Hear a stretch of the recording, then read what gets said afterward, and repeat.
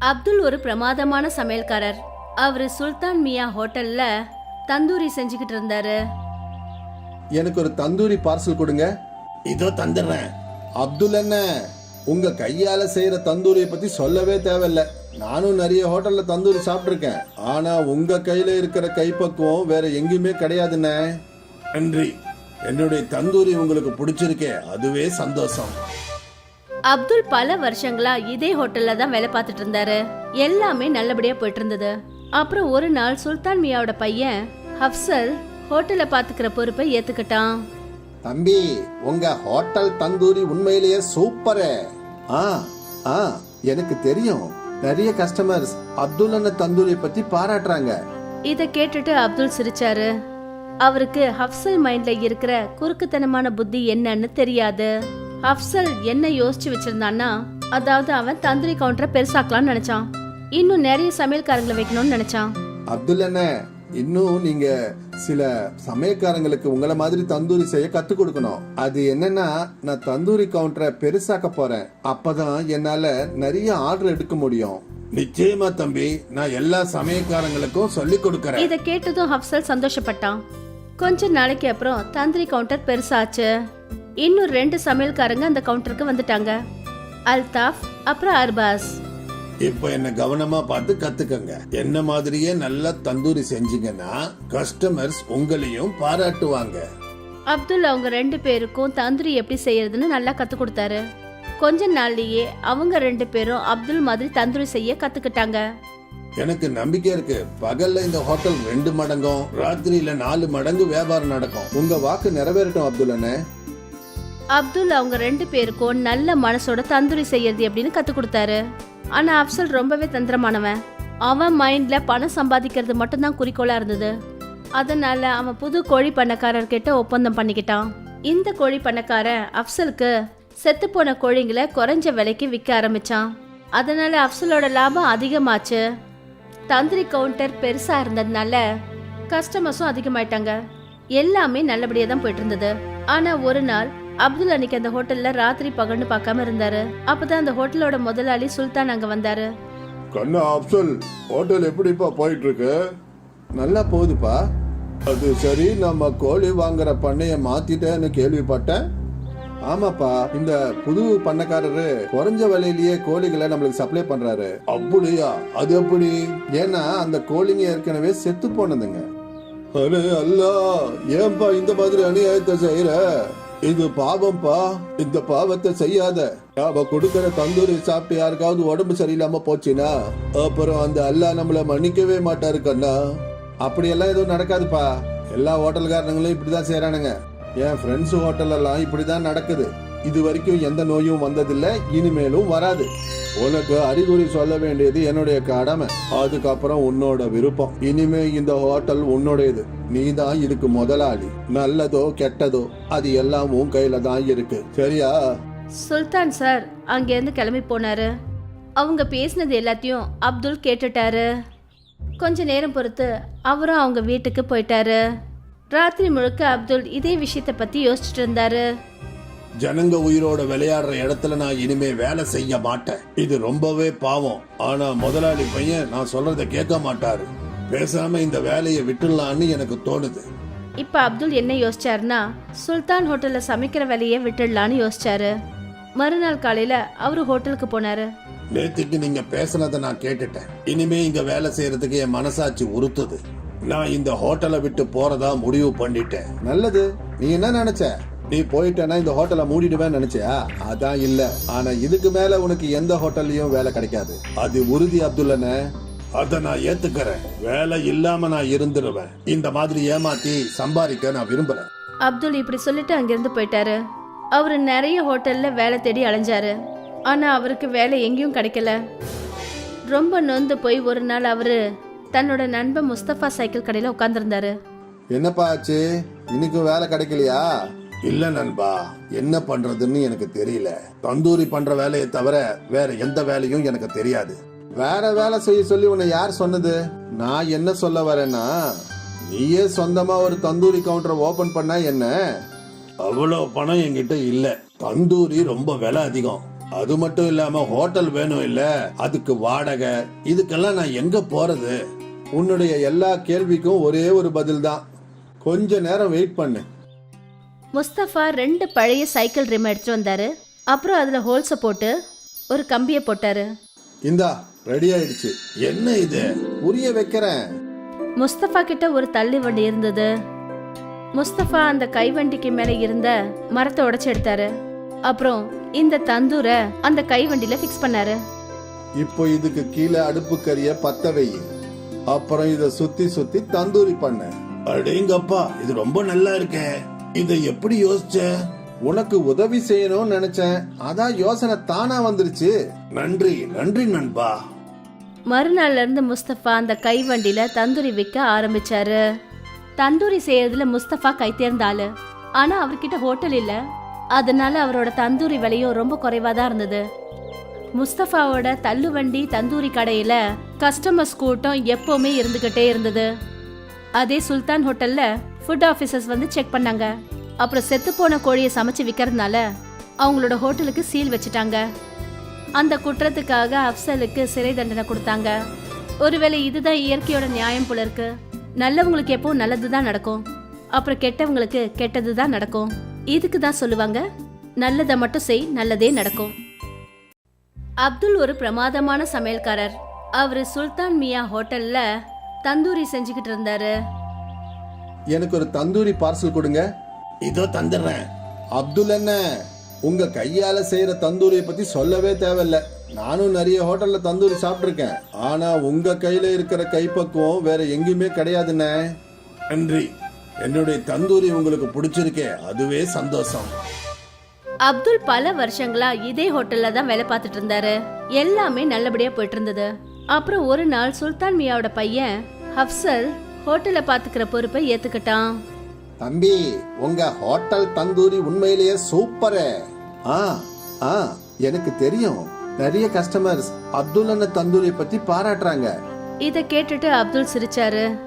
அவருக்கு அப்சல் மைண்ட்ல இருக்கிற குறுக்குத்தனமான புத்தி என்னன்னு தெரியாது. அப்சல் என்ன யோசிச்சு வச்சிருந்தான்னா, அதாவது அவன் தந்தூரி கவுண்டரை பெருசாக்கலாம்னு நினைச்சான். இன்னும் நிறைய சமையல்காரங்களை வைக்கணும்னு நினைச்சான். அப்துல் அண்ணன், இன்னும் நீங்க சில சமயக்காரங்களுக்கு உங்களை மாதிரி தந்தூரி செய்ய கத்து கொடுக்கணும். அது என்னன்னா, நான் தந்தூரி கவுண்டரை பெருசாக்க போறேன். அப்பதான் என்னால நிறைய ஆர்டர் எடுக்க முடியும். நிச்சயமா தம்பி, நான் எல்லா சமயக்காரங்களுக்கும் சொல்லி கொடுக்கறேன். இத கேட்டதும் அப்சல் சந்தோஷப்பட்டான். கொஞ்ச நாளைக்கு அப்புறம் தந்தூரி கவுண்டர் பெருசாச்சு. இன்னும் 2 சமையல்காரங்க அந்த கவுண்டருக்கு வந்துட்டாங்க, அல்தாஃப் அப்புறம் அர்பாஸ். இப்போ என்ன கவனமா பார்த்து கத்துக்கங்க. என்ன மாதிரியே நல்லா தந்தூரி செஞ்சீங்கன்னா கஸ்டமர்ஸ் உங்களையும் பாராட்டுவாங்க. அப்துல் அவங்க 2 பேருக்கும் தந்தூரி எப்படி செய்யறதுன்னு நல்லா கத்து கொடுத்தாரு. கொஞ்ச நாள்லயே அவங்க 2 பேரும் அப்துல் மாதிரி தந்தூரி செய்ய கத்துக்கிட்டாங்க. எனக்கு நம்பிக்கை இருக்கு, பகல்ல இந்த ஹோட்டல் 2 மடங்கும், ராத்திரியில 4 மடங்கு வியாபாரம் நடக்கும். உங்க வாக்கு நிறைவேறட்டும் அப்துல் அண்ணே.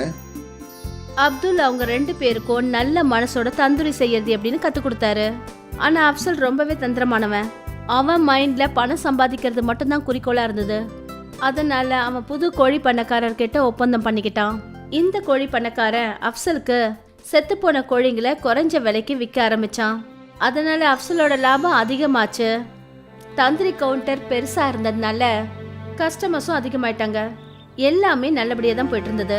ஆனா ஒரு நாள் அப்துல் அன்னைக்கு அந்த ஹோட்டல்ல ராத்திரி பகல்னு பார்க்காம இருந்தாரு. அப்பதான் அந்த ஹோட்டலோட முதலாளி சுல்தான் அங்க வந்தாரு. கண்ணா அப்சல், ஹோட்டல் எப்படிப்பா போயிட்டு இருக்கு?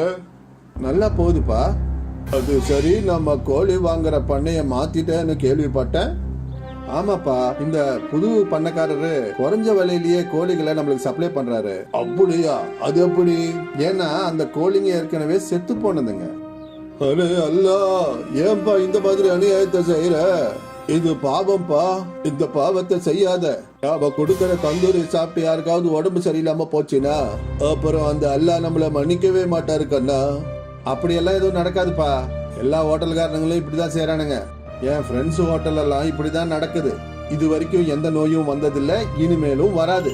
உனக்கு அறிகுறி சொல்ல வேண்டியது என்னுடைய கடமை, அதுக்கப்புறம் உன்னோட விருப்பம். இனிமே இந்த ஹோட்டல் உன்னுடையது. நீ தான் இதுக்கு முதலாளி. நல்லதோ கெட்டதோ அது எல்லாம் உன் கையில தான் இருக்கு, சரியா? சுல்தான் சார் அங்க இருந்து கிளம்பி போனாரு.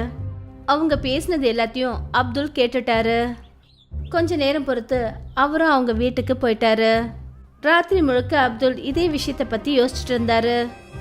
ஜனங்க உயிரோட விளையாடுற இடத்துல நான் இனிமே வேலை செய்ய மாட்டேன். இது ரொம்பவே பாவம். ஆனா முதலாளி பையன் நான் சொல்றத கேட்க மாட்டாரு. பேசாம இந்த வேலையை விட்டுடலான்னு எனக்கு தோணுது. இப்ப அப்துல் என்ன யோசிச்சாருன்னா, சுல்தான் ஹோட்டல்ல சமைக்கிற வேலையை விட்டுடலான்னு யோசிச்சாரு. மறுநாள் காலையில அவரு ஹோட்டலுக்கு போனாரு. நேத்துக்கு நீங்க பேசுனதை நான் கேட்டுட்டேன். இனிமே இங்க வேலை செய்யறதுக்கு என் மனசாட்சி உறுத்துது. நான் இந்த ஹோட்டலை விட்டு போறதா முடிவு பண்ணிட்டேன். நல்லது. நீ என்ன நினைச்ச? நீ போயிட்டேன்னா இந்த ஹோட்டலை மூடிடுவேன்னு நினைச்சியா? அதான் இல்ல. ஆனா இதுக்கு மேல உனக்கு எந்த ஹோட்டல்லையும் வேலை கிடைக்காது. அது உறுதி அப்துல்லனே. அத நான் ஏத்துக்கிறேன். வேலை இல்லாம நான் இருந்துருவேன். இந்த மாதிரி ஏமாத்தி சம்பாதிக்க நான் விரும்புறேன். அப்துல் இப்படி சொல்லிட்டு அங்கிருந்து போயிட்டாரு. அவரு நிறைய ஹோட்டல்ல வேலை தேடி அலைஞ்சாரு. ஆனா அவருக்கு வேலை எங்கேயும் கிடைக்கல. ரொம்ப நொந்து போய் ஒரு நாள் அவரு தன்னோட நண்பன் முஸ்தபா சைக்கிள் கடையில உட்கார்ந்துருந்தாரு. என்னப்பா ஆச்சு? இன்னைக்கு வேலை கிடைக்கலையா? இல்ல நண்பா, என்ன பண்றதுன்னு எனக்கு தெரியல. தந்தூரி பண்ற வேலையை தவிர வேற எந்த வேலையும் எனக்கு தெரியாது. வேற வேலை செய்ய சொல்லி உன்னை யார் சொன்னது? நான் என்ன சொல்ல வரேன்னா, நீயே சொந்தமா ஒரு தந்தூரி கவுண்டர் ஓபன் பண்ணா என்ன? அவ்வளவு பணம் என்கிட்ட இல்ல. தந்தூரி ரொம்ப விலை அதிகம். அது மட்டும் இல்லாம ஹோட்டல் வேணும் இல்ல, அதுக்கு வாடகை, இதுக்கெல்லாம் நான் எங்க போறது? உன்னுடைய எல்லா கேள்விக்கும் ஒரே ஒரு பதில் தான். கொஞ்ச நேரம் வெயிட் பண்ணு. முஸ்தபா 2 பழைய சைக்கிள் ரிம் எடுத்துட்டு வந்தாரு. அப்புறம் அதுல ஹோல்ஸ போட்டு ஒரு கம்பியை போட்டாரு. இந்தா ரெடி ஆயிடுச்சு. என்ன இது? புரிய வைக்கிறேன். முஸ்தபா கிட்ட ஒரு தள்ளி வண்டி இருந்தது. முஸ்தபா அந்த கைவண்டிக்கு மேல இருந்த மரத்தை உடைச்சு எடுத்தாரு. அப்புறம் இந்த தந்தூரை அந்த கைவண்டியில ஃபிக்ஸ் பண்ணாரு. இப்போ இதுக்கு கீழே அடுப்பு கறிய பத்த வை. அப்புறம் இத சுத்தி சுத்தி தந்தூரி பண்ண. அடேங்கப்பா, இது ரொம்ப நல்லா இருக்கே. இதை எப்படி யோசிச்ச? உனக்கு உதவி செய்யணும்னு நினைச்சேன். அதான் யோசனை தானா வந்துருச்சு. நன்றி நன்றி நண்பா. மறுநாள்ல இருந்து முஸ்தபா அந்த கைவண்டியில தந்தூரி விற்க ஆரம்பிச்சாரு. தந்தூரி செய்யறதுல முஸ்தபா கை தேர்ந்த ஆளு. ஆனா அவர்கிட்ட ஹோட்டல் இல்ல. அதனால அவரோட தந்தூரி விலையும் ரொம்ப குறைவா தான் இருந்தது. முஸ்தபாவோட தள்ளுவண்டி தந்தூரி கடையில கஸ்டமர்ஸ் கூட்டம் எப்பவுமே இருந்துகிட்டே இருந்தது. அதே சுல்தான் ஹோட்டல்ல ஃபுட் ஆபீசர்ஸ் வந்து செக் பண்ணாங்க. அப்புறம் செத்து போன கோழியை சமைச்சு விற்கிறதுனால அவங்களோட ஹோட்டலுக்கு சீல் வச்சுட்டாங்க. அந்த குற்றத்துக்காக அப்சலுக்கு சிறை தண்டனை கொடுத்தாங்க. ஒருவேளை இதுதான் இயற்கையோட நியாயம் போல இருக்கு. நல்லவங்களுக்கு எப்போ நல்லதுதான் நடக்கும், அப்புறம் கெட்டவங்களுக்கு கெட்டதுதான் நடக்கும். இதுக்கு தான் சொல்லுவாங்க, நல்லதை மட்டும் செய், நல்லதே நடக்கும். அஞ்சு அப்புறம் சாகரோட குடும்பம் டெல்லிக்கு பக்கத்துல இருக்கிற கோபால்புரங்கிற கிராமத்துல இருந்தாங்க. அவங்க அம்மா ஸ்கூல்ல ஆயா வேலை பார்த்துக்கிட்டு இருந்தாங்க. அப்புறம் அப்பா உடம்பு சரியில்லாத காரணத்தினால வீட்லயே இருந்தாரு. அஞ்சு ரிமோட்டை கொடு. நான் ஃபைட்டை பார்த்துட்டு இருந்தேன். நீ நடுவுல எங்க வந்த? அப்பா இங்க கொஞ்சம் பாருங்களேன். நான் தண்ணி குடிக்க போனேன், இவ ரிமோட்டை எடுத்துக்கிட்டா. அப்பா இவன் 2 மணி நேரமா ஃபைட் பார்த்துட்டு இருக்கான். நான் ரிமோட் கொடுக்க மாட்டேன். உன்னோட அந்த மோசமான டிவி சீரியல் டெய்லி தான் வருது. ஒரு நாள் பார்க்கலன்னா அப்படி என்ன ஆயிட போகுது? 2 பேரும் இப்படி சண்டை போட்டுக்காதீங்க. ஒவ்வொருத்தரா மாத்தி மாத்தி அவங்கவுங்க ப்ரோக்ராம பாத்துக்கோங்க. நீங்க 2 பேரும் மறுபடியும் சண்டை போட ஆரம்பிச்சிட்டீங்களா? மம்மி, இன்னைக்கு நீங்க சீக்கிரமா வீட்டுக்கு வந்துட்டீங்க. என்ன இன்னைக்கும் ஸ்கூல் லீவா? ஆமாப்பா, இன்னைக்கும் ஸ்கூல் மூடிதான் இருக்கு. அதை திறப்பாங்களா மாட்டாங்களான்னு கூட தெரியல. பேசாம இந்த வேலையை விட்டுடலான்னு தோணுது. இன்னைக்கு நீங்க என்ன சாப்பிட போறீங்க? மம்மி, இன்னைக்கு பிரிஞ்சி ரைஸ் பண்ணுங்க. உங்க கையால செய்யற பிரிஞ்சி ரைஸ் ரொம்பவே நல்லா இருக்கும்.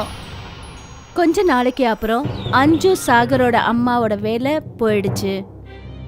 இப்ப என்னம்மா பண்றது? நம்ம பட்னி இருந்தே சாக வேண்டியதுதானா? இல்லடாமா, அப்படியெல்லாம் சொல்லக்கூடாது. நம்ம புதுசா வேலையோ இல்ல வியாபாரமும் பண்ணிக்கலாம். அம்மா டெல்லிக்கு போயிடுவோம். தள்ளுவண்டி கடையில பிரிஞ்சி சாதம் செஞ்சு விற்போம். என்னோட ஃப்ரெண்டு ராஜுவோட அப்பா டெல்லியில தள்ளுவண்டி கடையில பானிபூரி கடை வச்சிருக்காரு. ராஜு அடிக்கடி சொல்லுவான், அவங்க அப்பா மாசம் மாசம் 40,000 ரூபாய் சம்பாதிப்பாராம். ஆனா கண்ணா, அது வீட்ல உங்க அப்பாவை யாருப்பா பாத்துப்பாங்க? மம்மி, நீங்க சாகரை கூட்டிக்கிட்டு டெல்லிக்கு போங்க. நான் இங்க வீட்ல அப்பாவை பாத்துக்கிறேன். சாகரும் அவனோட அம்மாவும் டெல்லிக்கு போனாங்க. அவங்க ஒரு கைவண்டி கடை ஆரம்பிச்சாங்க. அப்புறம் ஒரு பிஸியான ரோட்ல பிரிஞ்சி ரைஸ் விற்க ஆரம்பிச்சாங்க. அம்மா பிரிஞ்சி சாதம் செய்வாங்க. அப்புறம் சாகர் ஜனங்களுக்கு குரல் கொடுப்பான். வாங்க, டேஸ்டான பிரிஞ்சி சாதம் சாப்பிடுங்க. ஒரு பிளேட் வெறும் 20 ரூபாய் தான். வாங்க, பிரிஞ்சி சாதம் சாப்பிடுங்க. கொஞ்ச நாள்லயே சாகரோட வண்டி கடைக்கிட்ட பிரிஞ்சி ரைஸ் சாப்பிட்றதுக்காக கூட்டம் வர ஆரம்பிச்சது. சாகர் அப்புறம் அவனோட அம்மா எந்த இடத்துல அவங்க வண்டி கடையை போட்டாங்களோ அதுக்கு சரியா பின்னாடி ஒரு வெஜிடேரியன் ஹோட்டல் இருந்துச்சு. அந்த ஹோட்டலோட முதலாளி சுமன் ரெட்டி பார்த்தப்ப அவன் ஹோட்டலுக்கு முன்னாடி பிரிஞ்சி ரைஸ் செஞ்சு விக்கிற ஒருத்தி நல்லா சம்பாதிக்கிறத பார்த்து அவனுக்குள்ள வயித்தெரிச்சல் ஏற்பட்டது. இப்படி இந்த பிரிஞ்சி ரைஸ்காரியும் அவளோட பையனும் சம்பாரிச்சுக்கிட்டு இருந்தா அப்புறம் ஒரு நாள் இல்லைனாலும் ஒரு நாள் இவங்க ஒரு ஹோட்டல் ஓபன் பண்ணிடுவாங்க.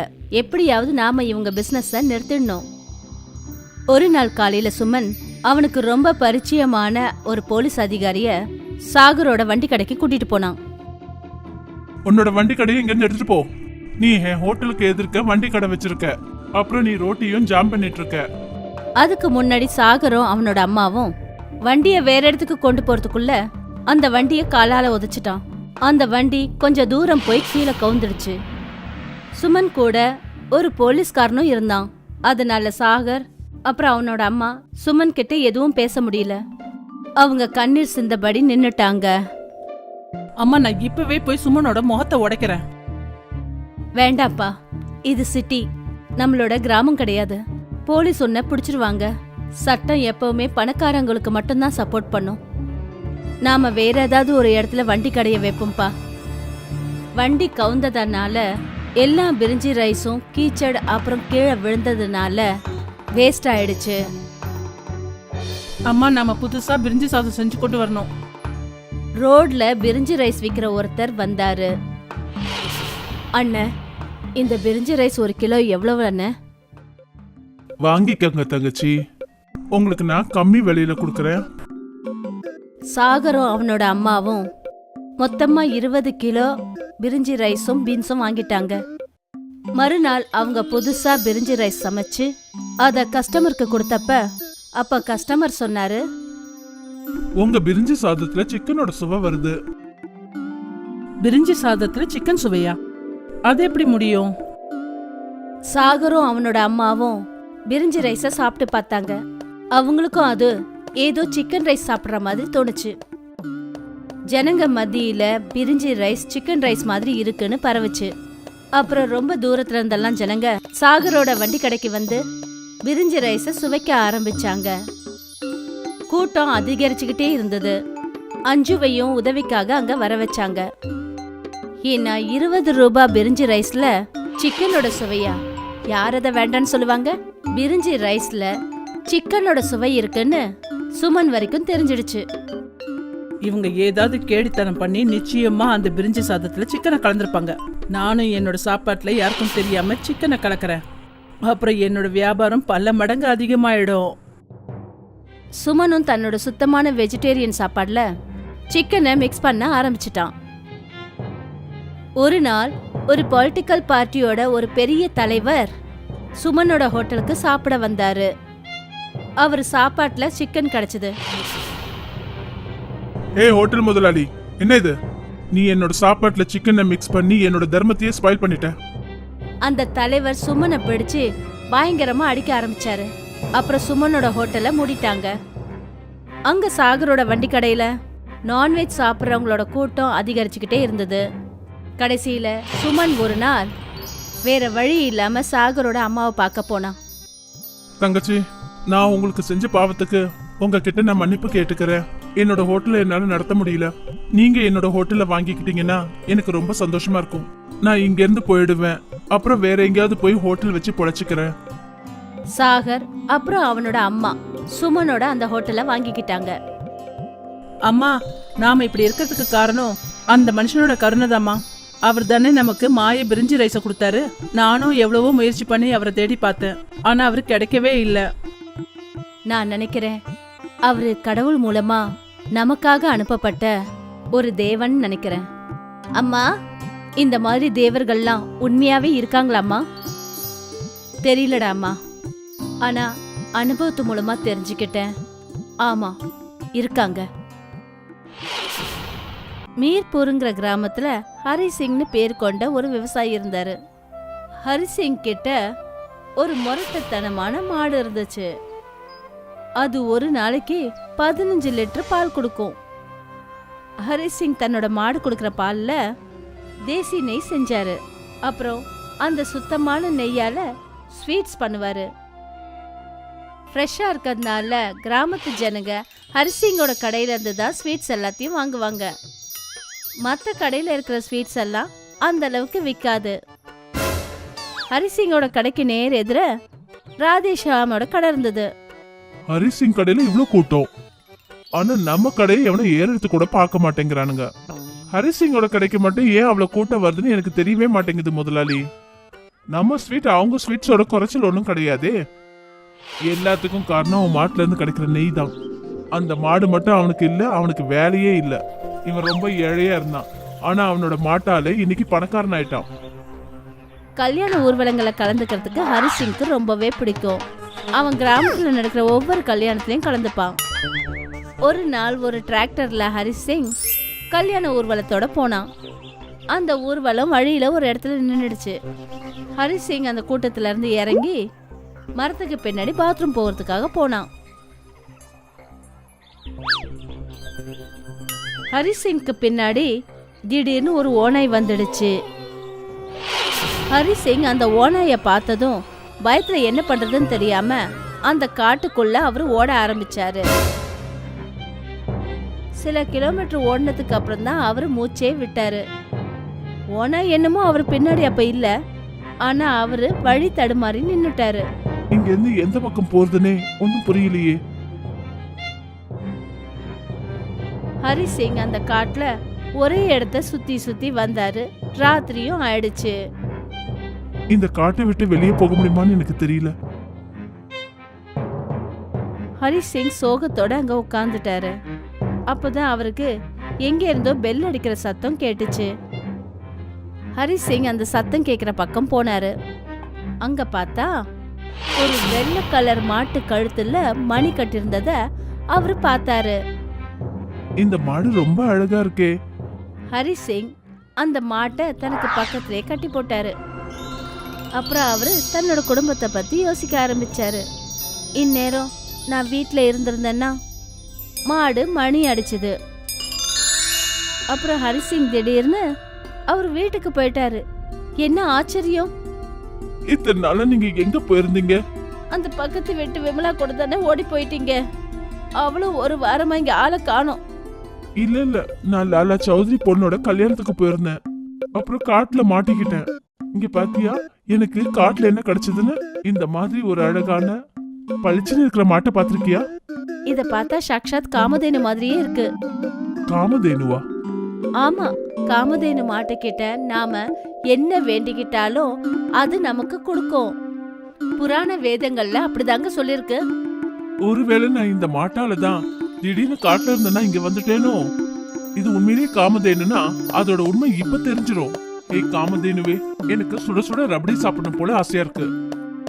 மாடு தலைய அசைச்சுது. அப்புறம் கண்ணிமைக்கும் நேரத்துல ஹரிசிங்கோட கையில ரபடியோட பானை வந்துடுச்சு. நீ சொன்னது உண்மைதான். இது உண்மையிலேயே ஒரு காமதேனு மாடுதான். காமதேனு மாடு கிடைச்சதுனால ஹரிசிங்கோட சந்தோஷத்துக்கு எல்லையே இல்லாம போயிடுச்சு. இப்ப அவரு ஸ்வீட்ஸ் ரெடி பண்ண வேண்டிய அவசியமே இல்லாம போயிடுச்சு. அவரு நேரா காமதேனு கிட்ட கேட்பாரு. அத கொண்டு போய் அவரு கடையில வச்சிருவாரு. ஹரிசிங் அந்த காமதேனு கிட்ட ஒரு பெரிய வீடும் இடமும் வாங்கிட்டாரு. அவரு நாள் போக போக அவரு உழைக்கிறத கொஞ்சம் கொஞ்சமா விட்டுட்டாரு. கடையில வேலைக்காரங்களை வச்சு வேலை வாங்குவாரு. அப்புறம் அவருக்கு தேவைப்பட்ட பொருட்களை காமதேனு கிட்ட கேட்டு வாங்கிப்பாரு. ஒரு நாள் ஹரிசிங்கோட மனைவி அவர்கிட்ட சொன்னா, இந்த மாதிரி உழைக்காம வீட்லயே ஓய்வெடுக்கிறது நல்லதே கிடையாதுங்க. இந்த மாதிரி இருக்கிறதுக்கு தான் கடவுள் நமக்கு காமதேனு கொடுத்தாருன்னு நினைக்காதீங்க. நாம வேலை செய்யாம சோம்பேறித்தனமா இருக்கிறது கடவுளுக்கு பிடிக்காது. நீ வேலை செய்யறதா செஞ்சுக்கோ.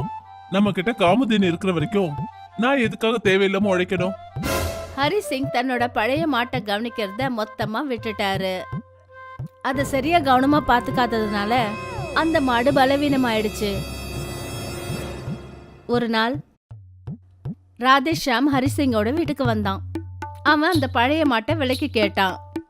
நீ எவ்வளவு கொடுக்கணும்னு நினைக்கிறியோ அவ்வளவு கொடு. அந்த பழைய மாட்டை வச்சு இனிமே நான் என்ன பண்ண போறேன்? ராதேஷாம் அந்த பழைய மாட்டை நல்லபடியா கவனிச்சாரு. அது மூலமா கிடைக்கிற நெய்யால ஸ்வீட் செஞ்சு விற்க ஆரம்பிச்சாரு. இப்ப ராதேஷ் சர்மாவோட கடையில வியாபாரம் நடந்துச்சு. அங்க ஹரிசிங் எந்த வேலையும் பார்க்காம கஷ்டப்படாம தன்னோட சந்தோஷங்களை அனுபவிச்சுட்டு இருந்தாரு. ஒரு நாள் திடீர்னு ஹரிசிங் தூங்கி எழுந்த உடனே அவரு தன்னோட பழைய வீட்டுல இருந்தாரு. அவரு வெளியில போனாரு. அவரு வீட்டு வாசல்ல இருந்த அந்த காமதேனு அங்க இல்ல. ருக்மணி, நம்ம மாடு எங்க போச்சு? அப்புறம் நம்ம வீடு பழைய மாதிரி எப்படி ஆச்சு? நானும் காலையில இருந்து நம்ம மாட்டை தாங்க தேடுறேன். நம்ம கிட்ட இந்த ஸ்வீட்ஸ் எல்லாமே காணாம போயிடுச்சு. நான் பயந்த மாதிரியே நடந்துச்சு பாருங்க. நீங்க உழைக்கிறத அப்படியே விட்டுட்டீங்க. அத நம்ம கிட்ட இருந்த காமதேனு மாடு போயிடுச்சு. அட கடவுளே, நான் பெரிய தப்பு பண்ணிட்டேனே. ஹரிசிங் ஓன்னு அழ ஆரம்பிச்சாரு. அப்புறம் சத்தம் போட்டு மன்னிப்பு கேட்க ஆரம்பிச்சாரு. கடவுளே, காமதேனு மாட்டை திருப்பி கொடுங்க. நான் தினமும் இனிமே உழைக்கிறேன். இனிமேல் நான் வெட்டியா உட்கார்ந்து இருக்க மாட்டேன். அங்க ராதேஷ் சர்மாவுக்கு ஹரிசிங்கோட காமதேனு காணாம போயிடுச்சுங்கிற செய்தி கேட்ட உடனே ரொம்ப சந்தோஷமாயிடுச்சு. ராதேஷ் சர்மா அவரோட வேலைக்காரங்கிட்ட சொன்னாரு, இனிமே ஹரிசிங்கால தன்னோட கடையை நடத்த முடியாது. அதனால நாம நம்ம ஸ்வீட்ல நிறைய கலப்படம் பண்ணலாம். இனிமே சுத்தமான நெய்ல ஸ்வீட் பண்ண போறது கிடையாது. கலப்பட நெய்யால ஸ்வீட் செய்யறதுக்கு ஆரம்பிக்கணும். ராதேஷ் சர்மா கலப்படம் பண்ணி சம்பாதிக்கிறதுக்கு திட்டம் போட்டான். இன்னொரு பக்கம் தான் செஞ்ச தப்புக்கு பாடம் கத்துக்கிட்டாரு ஹரிசிங். அப்புறம் புதுசா ஒரு மாடு வாங்கி நல்லபடியா அதை கவனிச்சுக்கிட்டான். அதுக்கப்புறம் நல்லா உழைச்சு மறுபடியும் சுத்தமான நெய்யால ஸ்வீட் தயாரிக்க ஆரம்பிச்சாரு. நீலிமாவோட அப்பா இறந்ததுக்கு அப்புறமா அவளோட வீட்டு பொறுப்புகள் எல்லாமே தன்னோட தோல்ல சுமையா ஏறிடுச்சு. அதனால அவ ஒரு சைனீஸ் பேலா வண்டி கடைய ஆரம்பிச்சிட்டா. நீலிமாவே தினமும் சட்னி எல்லாம் செய்ய ஆரம்பிச்சா. அப்புறம் நூடுல்ஸையும் அவ ஃப்ரை பண்ணுவா. சாயந்தரம் கரெக்டா 5 மணிக்கு அவ தன்னோட வண்டி கடையை ஓபன் பண்ணுவா. அக்கா, எனக்கு ஒரு சைனீஸ் பேல் கொடுங்க. எனக்கு ஒண்ணு. எனக்கு 2 பேல் பார்சல் வேணும். அக்கா, ரொம்ப டேஸ்டியா இருக்கு. நீலிமா கடையை திறந்ததுமே கஸ்டமர்ஸ் கூட்டமா வந்து அங்க நின்னுடுவாங்க. நீலிமா ஒவ்வொரு கஸ்டமர்னு சொல்லி எல்லா கஸ்டமர்ஸ்க்கும் சைனீஸ் பேலா கொடுப்பா. ரொம்ப அற்புதமா இருக்கு. நாங்க 2 பேரும் வருவோம். ரொம்ப அருமையா இருக்குது. நாளைக்கும் நாங்க வருவோம்.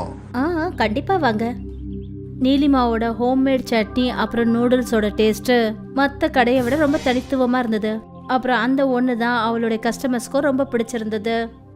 சில மணி நேரத்திலேயே நீலிமா கொண்டு போன எல்லா பொருட்களும் அப்படியே தீர்ந்து போயிடும். அப்புறம் அவ தன்னோட வீட்டுக்கு திரும்பி வருவா. இந்தாங்கம்மா இன்னையோட வருமானம். வாவ், இன்னைக்கு நீ 600 ரூபாய் சம்பாதிச்சிருக்க. இன்னைக்கு சட்னியும் நூடுல்ஸும் அதிகமா செஞ்சேன். நல்லது, நாளைக்கும் இதே மாதிரி நிறைய செய்யு. சரிம்மா. நீலிமா எவ்வளவுதான் அதிகமான பொருள்களை செஞ்சாலும் அவ தன்னோட வண்டி கடையை போட்ட அடுத்த செகண்டே எல்லா பொருளும் உடனே வித்து போயிடும். ஒரு நாள் நீலிமா தன்னோட வீட்டுல உட்காந்து என்ன யோசிச்சுட்டு இருந்தானா, அதாவது அவ மேற்கொண்டு என்ன பண்ணணும்னு. அம்மா, எவ்வளவு சட்னி செஞ்சாலும் சரி, எவ்வளவு நூடுல்ஸ் ஃப்ரை பண்ணாலும் சரி, எல்லாமே தீந்து போயிடுது. இது நல்ல விஷயம் தானம்மா? அது உண்மைதான். ஆனா சில கஸ்டமர்ஸ் பாவம் ஒண்ணுமே இல்லைன்னு திரும்பி போயிடுறாங்க. அப்படித்தான் நடக்கும். அதுக்கு என்ன பண்ண முடியும்? என்கிட்ட ஒரு ஐடியா இருக்கு. அப்படியா? அது என்னது? அக்கா, நீங்க ரெடிமேட் நூடுல்ஸும் சட்னியையும் வாங்கி வச்சுக்கோங்க. நடுவுல அந்த சட்னியை உங்க சட்னியோட நீங்க மிக்ஸ் பண்ணிட்டீங்கன்னா யாருக்கும் எதுவும் தெரியாது. அது எப்படி தெரியாம போகும்? ஐயோ அம்மா, அக்கா செஞ்சு கொண்டு போற நூடுல்ஸ்ல ரெடிமேட் நூடுல்ஸும் இருந்துச்சுன்னா எது அக்காவோட நூடுல்ஸ் எது ரெடிமேட் நூடுல்ஸ்னு யாராலையும் என்ன சொல்ல முடியும்? அது விஷயம் நல்லதா இருக்கு. ஆனாலும் நான் அப்படி செய்ய மாட்டேன். நானே அதுக்கு நிறைய நூடுல்ஸ் செய்யறேன். இதுதான் சரி நீலிமா. மறுநாள்ல இருந்து நீலிமா முன்ன விட டபுள் மடங்கு ஷேஷ்வான் சட்னி செஞ்சா. அப்புறம் முன்ன விட டபுள் மடங்கு நூடுல்ஸை ஃப்ரை பண்ணா. இப்ப எல்லாருக்கும் கிடைக்கும்னு நம்புறேன். எல்லா பொருட்களையும் எடுத்துக்கிட்டு நீலிமா தன்னோட வண்டி கடைக்கு போனா. அப்புறம் இந்த சமயம் நீலிமாவோட கடைக்கு ஒரு ஃபேமஸ் ஃபுட் பிளாகர் வந்தாரு. நாங்க வந்தது அக்காவோட சைனீஸ் பேல சாப்பிடறதுக்கு. ரொம்ப டேஸ்டியா இருக்குதுன்னு கேள்விப்பட்டோம். சாப்பிட்டு தான் பார்க்கலாமே. வாவ், இது உண்மையிலேயே அற்புதமா இருக்கு. நீங்க எல்லாரும் நீலிமா அக்காவோட சைனீஸ் பேல டேஸ்ட் பண்ணியே ஆகணும். இந்த ஃபுட் பிளாகரோட வீடியோ வைரல் ஆயிடுச்சு. அப்புறம் இந்த வீடியோ பாக்குறவங்க எல்லாரும் நீலிமாவோட கடைக்கு வந்துருவாங்க. இப்ப நீலிமாவுக்கு மறுபடியும் நூடுல்ஸும் அப்புறம் சட்னியும் பத்தாம போயிடுச்சு. ஒரு சைனீஸ் பேல் கொடுங்கக்கா. அண்ணே, எல்லாமே முடிஞ்சு போச்சு. நீங்க நாளைக்கு வாங்கண்ணே. நீலிமாவுக்கு கஸ்டமரை வெறும் கையோட திருப்பி அனுப்புறது கொஞ்சம் கூட பிடிக்கவே இல்ல. அன்னைக்கு ராத்திரி அவ வீட்டுக்கு திரும்பி வந்தப்ப, அம்மா, அந்த வீடியோ வைரல் ஆனதுனால இன்னும் கஸ்டமர்ஸ் அதிகமாயிட்டாங்கம்மா. ரொம்ப நல்ல விஷயம் கண்ணா. அது இருக்கட்டும், ஆனா இன்னைக்கு எல்லாமே முடிஞ்சு போச்சுமா. கஸ்டமர்ஸ வெறும் கையோட திருப்பி அனுப்புறது கஷ்டமா இருக்கு. அக்கா நான் தான் சொல்லிக்கிட்டு இருக்கேன்ல, நான் சொன்ன ஐடியாவை யூஸ் பண்ணுங்க. ஆ, அதத்தான் நானும் யோசிக்கிறேன். நாளைக்கு மார்க்கெட்ல இருந்து எல்லாம் வாங்கிட்டு வந்துடுறேன். இதைத்தான் எதிர்பார்த்தேன். மறுநாள் நீலிமா மார்க்கெட்ல இருந்து ஒரு பெரிய ஷேஷ்வான் சட்னி கேனும் அப்புறம் பெரிய பெரிய நூடுல்ஸ் பாக்கெட்டை வாங்கிட்டு வந்தா. அப்புறம் நீலிமா தினமும் செய்யற அவளோட சட்னியை செஞ்சா. அப்புறம் கூடவே நூடுல்ஸும் ஃப்ரை பண்ணா. இந்த பொருள் எல்லாத்தையும் எடுத்துக்கிட்டு அவ தன்னோட வண்டி கடைக்கு போனா.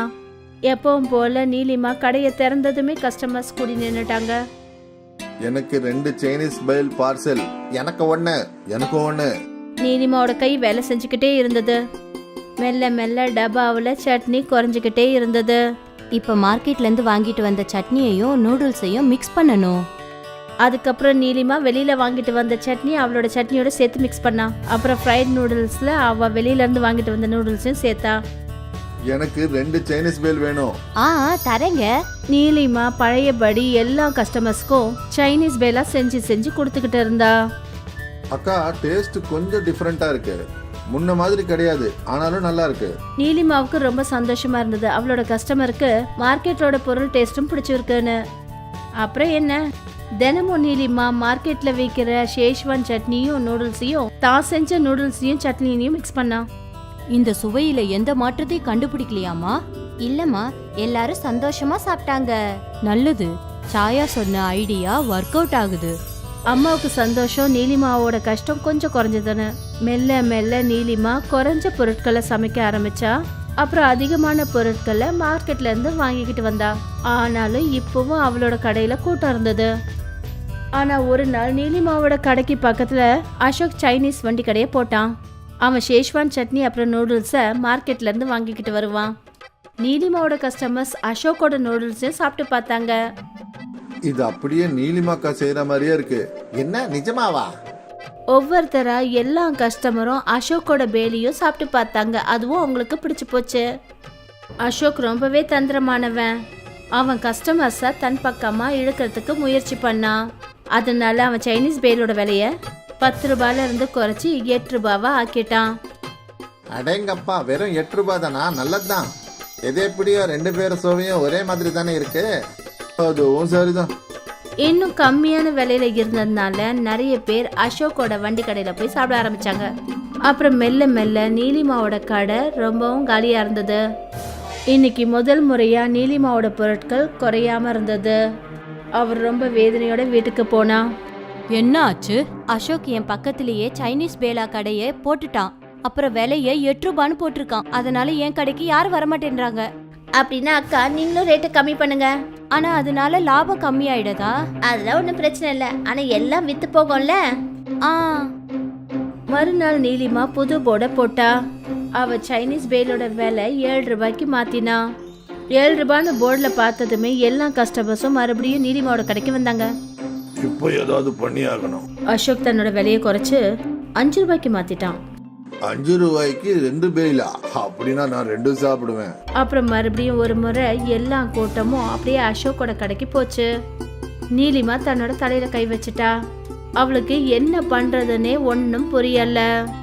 பல மணி நேரம் அதே இடத்துல உட்காந்துட்டு அதுக்கப்புறமா நீலிமா வீட்டுக்கு வந்தா. என்னோட ஐடியா ஒர்க் அவுட் ஆச்சு இல்லக்கா? இல்ல, அசோக் 5 ரூபாய்க்கு விலைய குறைச்சிட்டான். இப்ப கொண்டு போனது எல்லாத்தையும் திருப்பி கொண்டு வந்துட்டேன். நான் 5 ரூபாய்க்கு கீழே விலைய குறைக்க முடியாது. அப்போ இப்போ என்ன பண்றது? நீ சொன்னதை நான் கேட்டு இருக்கவே கூடாது. என்னோட சைனீஸ் பேலா வண்டி கடை நல்லா தான் போய்கிட்டு இருந்தது. நான் பேராசைப்பட்டு நான் மார்க்கெட்ல எந்த இடத்துல போய் சாமானை வாங்கிட்டு வந்தேனோ அப்பவே நான் மூழ்க ஆரம்பிச்சிட்டேன். நான் ரொம்ப ஆசைப்பட்டு இருக்க கூடாது. ஆனா நீ இப்ப என்ன பண்ண போற? முதல்ல என்ன செஞ்சேனோ அதை தான் செய்ய போறேன். நானே சட்னி நூடுல்ஸ் எல்லாம் செஞ்சு சைனீஸ் பேலா பண்ண போறேன். ரொம்ப நேர்மையோட செய்வேன். மறுநாள் நீலிமா ஷேஷ்வான் சட்னி அப்புறம் நூடுல்ஸ் செய்ய ஆரம்பிச்சா. அப்புறம் மறுபடியும் சாயந்தரம் அவளோட கடைக்கு அவ போனா. நீலிமா போர்டை சேஞ்ச் பண்ணி அதுல 10 ரூபான்னு போட்டிருந்தா. அப்புறம் அதுக்கு மேலே எழுதியிருந்தா ஹோம் மேடு. கொஞ்சம் நேரம் வரைக்கும் கஸ்டமர்ஸ் யாருமே நீலிமா கடையில் இல்லை. அப்புறம் ஒரு லேடி வந்தா. உங்கள் சைனீஸ் பேல் ஏன் இவ்வளோ காஸ்ட்லியாக இருக்குக்கா? என்னோட சட்னியும் நூடுல்ஸும் ஹோம்மேட். மார்க்கெட்ல விற்கிற நூடுல்ஸ்லயும் சட்னிலையும் இந்த ஒரு சுவை கிடைக்காது. ஒரு சைனீஸ் பேல் கொடுங்களேன். ஆ, நீலிமா அந்த லேடிக்கு சைனீஸ் பேல் கொடுத்தா. வாவ், ரொம்ப நல்லா இருக்கு. இது வரைக்கும் இந்த மாதிரி ஒரு சைனீஸ் பேலை நான் சாப்பிட்டதே இல்லை. மெல்ல மெல்ல நீலிமாவோட ரெகுலர் கஸ்டமர்ஸ் சைனீஸ் பேலை சாப்பிட்டு பார்த்தாங்க. இது அப்படியே பழைய மாதிரியே இருக்கு, அருமையா இருக்கு. அப்புறம் என்ன, கஸ்டமர்ஸ் எல்லாரும் நீலிமாவோட சைனீஸ் பேலா கடைக்கு திரும்ப வந்தாங்க. அசோக்கோட வண்டி கடையில் விலை குறைவு தான். ஆனால் அந்த பக்கம் யாருமே தென்படல. அசோக் இதுக்கு மேலே என்ன பண்ணுறதுன்னு யோசிச்சுக்கிட்டே இருந்தான். ஆனால் நீலிமாவோட ஒரிஜினல் சைனீஸ் பேல யாராலையும் அசைக்க முடியவே இல்லை. மறுபடியும் ஒரு முறை நீலிமாவோட வியாபாரம் பெருசாச்சு. அவர் ரொம்ப சந்தோஷமா இருந்தா. அப்புறம் அவ எப்பவுமே தன்னோட வியாபாரத்தில் பேராசைக்குன்னு இடம் கொடுக்கவே இல்லை.